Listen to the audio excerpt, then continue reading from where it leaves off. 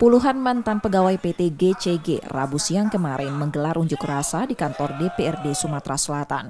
Massa meminta Ketua DPRD Sumatera Selatan dan Gubernur Sumsel memanggil dan memediasi direktur sebuah bank serta kurator untuk menyelesaikan pembayaran pesangon dan hak mereka. Pekerja juga menuntut bank untuk segera membayarkan pesangon dan hak buruh dan tidak mempersulit proses pembayarannya. Upah dan pesangon mantan pegawai PT GCG sudah 2 tahun tidak dibayar mencapai 14 miliar rupiah. Perusahaan dinyatakan pailit dan diambil alih kurator. Kalau totalnya 14 miliar yang harus dibayarkan oleh pihak Bank Raya, namun ada keputusan dari pengadilan yang tentu kita menjadi patokan dari kita sekalian.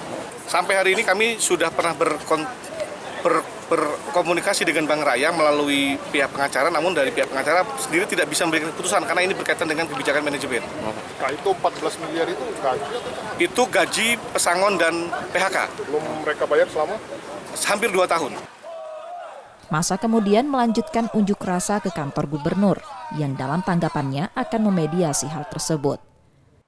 Kabit pengawasan di senatar provinsi, kami pengen ketemu dengan pimpinan Bank Raya. Kapan kami bisa ketemu?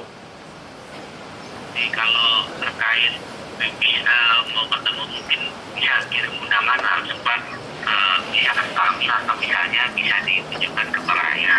Oke. Mungkin langsung ketemu sama direktur kalian. Siap.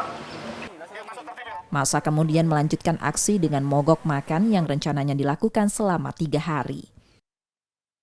Yudi Kiswanto, Kompas TV, Palembang, Sumatera Selatan.